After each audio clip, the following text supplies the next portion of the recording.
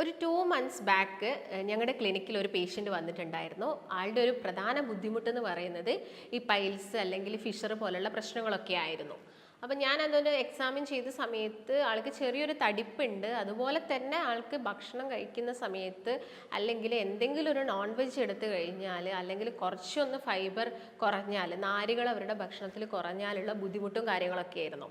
അപ്പം നമ്മൾ കറക്റ്റായിട്ട് ആ സമയത്ത് അവർക്ക് പെയിനും കാര്യങ്ങളും അതുപോലെ തന്നെ ഒരു ആനൽ റീജിയൻ, അതായത് നമ്മൾ ആ ഒരു ഏരിയയിൽ ചൊറിച്ചിലുണ്ടായിരുന്നു അവർക്ക്.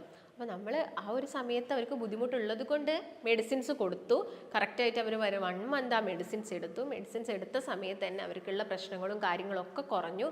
നമ്മൾ കറക്റ്റായിട്ടുള്ളൊരു ഡയറ്റും കൂടി പറഞ്ഞു കൊടുത്തു. ഈ ഒരു ഡയറ്റ് പറഞ്ഞു കൊടുത്ത് അത് അവർ ഫോളോ ചെയ്യുന്നുണ്ട്. ഇപ്പോഴും അവർ ഫോളോ ചെയ്യുകയാണ്. ഇതുവരെ അവർക്ക് യാതൊരു പ്രശ്നങ്ങളും കാര്യങ്ങളൊന്നും വന്നിട്ടില്ല. നിങ്ങൾക്ക് ഇപ്പം തന്നെ ഈ ഒരു വീഡിയോയിൽ അവരുടെ ഒരു വോയിസ് കേൾക്കാവുന്നതാണ്. Hello ma'am, good afternoon. നിങ്ങളെ ഞാൻ ആദ്യമായിട്ട് ഒരു വീഡിയോയിലൂടെയാണ് കാണുന്നത്. അതിലാണ് അവിടെ എത്തിപ്പെട്ടതും. എന്തായാലും നിങ്ങളെ ടാബ്ലറ്റ്സ് ആയിട്ട് മരുന്നായിട്ടോ എന്താണെങ്കിലും നല്ല മാറ്റം വന്നിട്ടുണ്ട്. എത്ര എന്താ പറയുക, എത്ര നന്ദി പറയണമെന്ന് അറിയില്ല. കാരണം അത്രക്കും കഷ്ടപ്പെട്ട് ഞാൻ വേദനയോട് സഹിക്കാൻ പറ്റാണ്ടായിരുന്നു. പക്ഷെ നിങ്ങൾ തന്ന മരുന്നുകൊണ്ട് മാറി. ഇപ്പോൾ ഫുൾ മാറി. ഇനി ഞാൻ ഭക്ഷണം കൺട്രോൾ ചെയ്ത് ഞാൻ മുന്നോട്ട് പോകും. എന്തായാലും നല്ല എക്സ്പീരിയൻസും എന്താ പറയുക, പറയാൻ വാക്കുകളില്ല. എന്നാലും നല്ല റിസൾട്ടാണ് കിട്ടിയത്. അപ്പം ഇത്തരം ബുദ്ധിമുട്ട് കാരണം ഒരുപാട് ഡെയിലി റുട്ടീൻസിൽ തന്നെ ഒരുപാട് ചേഞ്ചസും കാര്യങ്ങളും പ്രശ്നങ്ങളും ഒക്കെ ഉള്ള ആളുകളുണ്ട്. അപ്പോൾ ഒട്ടുമിക്ക കേസ് നോക്കുകയാണെങ്കിലും പൈൽസും ഫിഷറും ഉള്ള ആളുകൾ പുറത്ത് പറയാൻ മടിക്കാറുണ്ട്. അവരിങ്ങനെ പുറത്ത് പറയാൻ മടിച്ചു ചിലപ്പോൾ അവർക്ക് ബ്ലീഡിങ്ങും കാര്യങ്ങളൊക്കെ വരുന്ന സമയത്ത് മറ്റുള്ള കോംപ്ലിക്കേഷനിലോട്ടൊക്കെ ഇത് പോവാറുണ്ട്. അപ്പം നിങ്ങൾക്ക് ഇങ്ങനെയുള്ള ബുദ്ധിമുട്ടുകളും കാര്യങ്ങളും ഒക്കെ ഉണ്ടെങ്കിൽ നിങ്ങൾക്ക് ഇപ്പം പ്രശ്നങ്ങളുണ്ട്, വേദനകളുണ്ട്, അല്ലെങ്കിൽ നല്ല രീതിയിൽ ചൊറിച്ചിലുണ്ട്, അതുപോലെ തന്നെ ആ ഒരു ഏരിയയിൽ നിന്ന് ബ്ലീഡിങ് വരുന്നുണ്ടെങ്കിലൊക്കെ നിങ്ങൾ എന്താണെങ്കിലും ഒരു വൈദ്യസഹായം തേടേണ്ടതാണ്. ഈ ഒരു വീഡിയോയിൽ ഞാൻ നിങ്ങളുമായിട്ട് ഡിസ്കസ് ചെയ്യുന്നത് നിങ്ങൾ എന്തൊക്കെ ഭക്ഷണം ശ്രദ്ധിക്കണം, അതുപോലെ തന്നെ നിങ്ങൾ ബുദ്ധിമുട്ടുള്ള ആളുകളാണെങ്കിൽ ചിലപ്പോൾ നിങ്ങൾ മെഡിക്കേഷൻസ് എടുക്കേണ്ടി വരും. അത് കഴിഞ്ഞതിന് ശേഷം നിങ്ങൾ ഫോളോ ചെയ്യേണ്ട ഭക്ഷണ ക്രമീകരണമാണ് ഇന്നത്തെ വീഡിയോയിൽ ഞാൻ നിങ്ങളുമായിട്ട് ഡിസ്കസ് ചെയ്യുന്നത്. നമസ്കാരം, ഞാൻ ഡോക്ടർ ഭാഗ്യ, Q1B ഹെൽത്ത് കെയറിലെ ആയുർവേദ ഡോക്ടറാണ്. പൈൽസും ഫിഷറും മൂലം ബുദ്ധിമുട്ടുന്ന ഒരുപാട് ആളുകളുണ്ട്. നമുക്കറിയാം ഇത് നമ്മുടെ മലദ്വാരത്തിന് ചുറ്റും വരുന്ന ഒരു അസുഖമാണ്. എന്നാൽ പൈൽസ് നോക്കുകയാണെങ്കിൽ ഇത് മലദ്വാരത്തിന് ഉള്ളിലായിട്ട് മലാശയത്തിലും വരാം. അതായത് 2 രീതിയിലാണ് പൈൽസ് വരുന്നത്. ഒന്ന് എക്സ്റ്റേണൽ ആയിട്ടും വരുന്നുണ്ട്, മറ്റൊന്ന് ഇന്റേണൽ ആയിട്ടും വരുന്നുണ്ട്. അപ്പം ഇന്റേണൽ പൈൽസിന്റെ കേസ് നോക്കുകയാണെങ്കിൽ ഒട്ടുമിക്ക ആളുകൾക്കും ഇത് നമ്മൾ കാണാറില്ല. കാരണം ഇത് പുറത്തോട്ട് കാണുന്നില്ലല്ലോ, ഉള്ളിലാണുള്ളത്. പക്ഷെ അവർ ടോയ്ലറ്റ് പോകുന്ന സമയത്ത് ബ്ലീഡിങ് വരുന്നുണ്ട്. നല്ല രീതിയിൽ തുള്ളിയായിട്ട് ബ്ലീഡിങ് പോകുന്നുണ്ട്. എന്നാൽ ആളുകൾ തെറ്റിദ്ധരിക്കുന്ന ഒരു കാര്യം ഫിഷറിന്റെ കേസ് നോക്കുകയാണെങ്കിൽ നിങ്ങൾക്ക് തുള്ളിയായിട്ട് രക്തം പോവില്ല. പൈൽസിന്റെ കേസിലാണ് നിങ്ങൾ ടോയ്ലറ്റ് പോകുന്ന സമയത്ത് നല്ല രീതിയിൽ തുള്ളിയായിട്ട് രക്തം പോകുന്നത്, എന്നാൽ നിങ്ങൾക്ക് വേദനയില്ല. ഇങ്ങനെയാണ് വളരെ കോമൺ ആയിട്ട് കണ്ടുവരുന്നത്.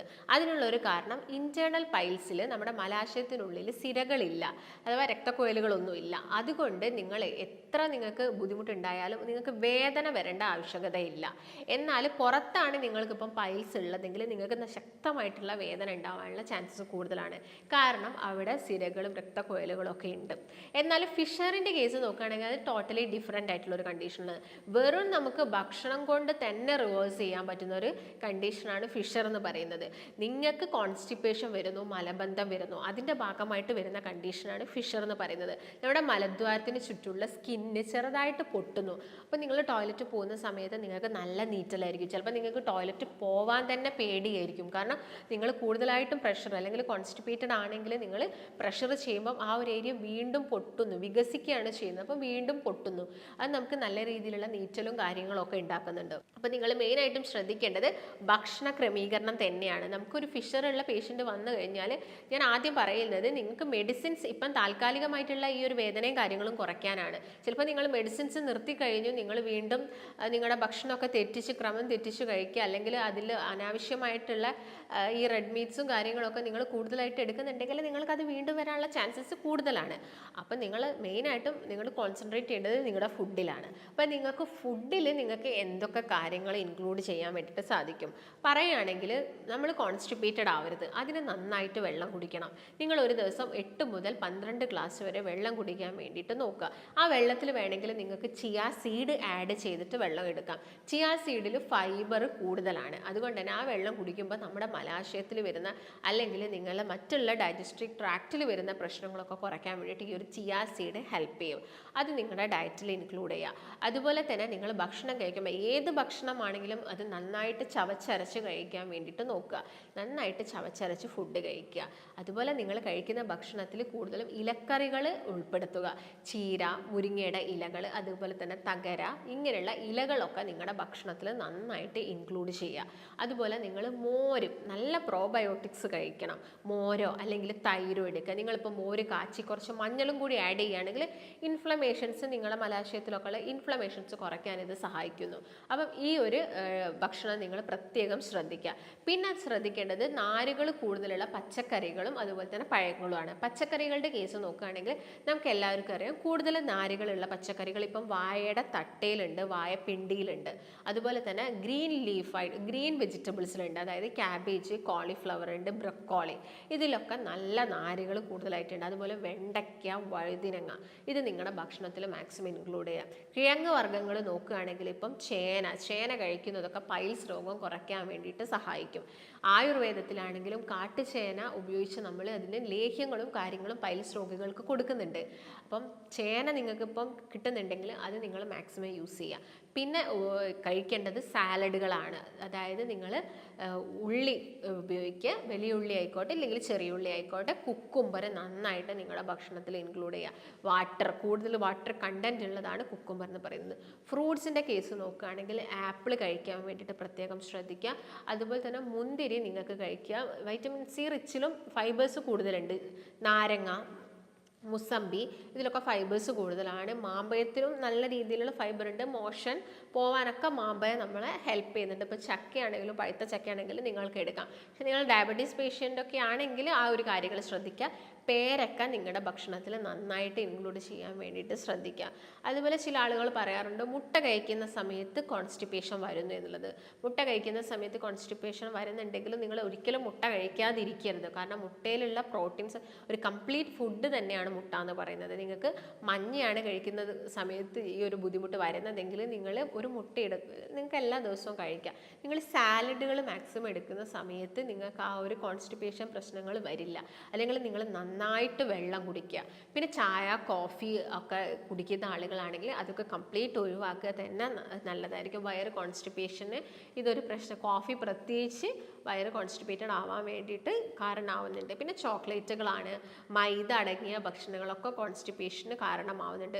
നേന്ത്രപ്പഴം കഴിച്ചാൽ വയറിൽ കോൺസ്റ്റിപ്പേഷൻ ഉണ്ടാവുമോ എന്ന് ചോദിക്കാറുണ്ട്. നേന്ത്രപ്പഴം കഴിച്ചാൽ കോൺസ്റ്റിപ്പേഷൻ ഒന്നും വരില്ല. നേന്ത്രപ്പഴം നിങ്ങൾ പുഴുങ്ങിയിട്ട് കഴിക്കുക. നിങ്ങൾക്ക് നേന്ത്രപ്പഴം പുഴുങ്ങുന്ന സമയത്ത് ആ വെള്ളത്തിലോട്ട് കുറച്ച് ശർക്കര ആഡ് ചെയ്തിട്ട് ആ ഒരു രീതിയിലൊക്കെ നിങ്ങൾക്ക് നേന്ത്രപ്പഴം പുഴുങ്ങിയിട്ട് എടുക്കുന്നതൊക്കെ നമ്മുടെ വയറിന് നല്ലതാണ്.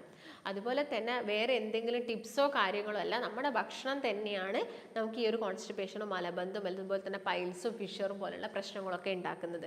നിങ്ങൾ ഈ പറഞ്ഞ കാര്യങ്ങളൊക്കെ നിങ്ങളുടെ ഭക്ഷണത്തിൽ ഇൻക്ലൂഡ് ചെയ്യുക. അതുപോലെ തന്നെ ഈ കറക്റ്റായിട്ടുള്ളൊരു എക്സസൈസ് നിങ്ങൾ ഫോളോ ചെയ്യണം. കാരണം ആ പെരിസ്റ്റാൾട്ടിക് മൂവ്മെൻറ്റ് കൂടണം.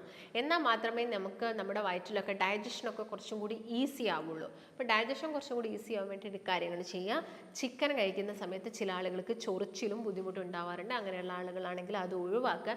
ഷെൽഫിഷുകൾ, അതായത് സീ ഫുഡുകൾ മാക്സിമം കുറയ്ക്കുക. അതായത് കൂന്തൾ, ചെമ്മീൻ, കടുക്ക, കല്ലുമ്മക്കായ, ഇതിൻ്റെയൊക്കെ ഉപയോഗം നിങ്ങൾ മാക്സിമം കുറച്ചുകൊണ്ട് വരാൻ വേണ്ടിയിട്ട് പ്രത്യേകം ശ്രദ്ധിക്കുക. പിന്നെ നല്ല ചൊറിച്ചിലൊക്കെ ഉള്ള ആളുകളാണെങ്കിൽ നിങ്ങളൊരു സിറ്റ്സ് ബാത്ത് ഫോളോ ചെയ്യുക. അതായത് ഒരു അത്യാവശ്യം ഒരു വീതിയുള്ള ഒരു പാത്രത്തിൽ വെള്ളം ഒഴിച്ച്, ചൂടുവെള്ളം ഒഴിച്ച് കുറച്ച് ഉപ്പിട്ടിട്ട് നിങ്ങൾക്ക് ഒരു ആനൽ റീജിയൻ, അതായത് നമ്മുടെ മലദ്വാരം അതിൽ മുങ്ങുന്ന രീതിയിൽ നിങ്ങൾക്ക് ഒരു ഡെയിലി ഒരു 3 തവണ ചെയ്യാവുന്നതാണ്.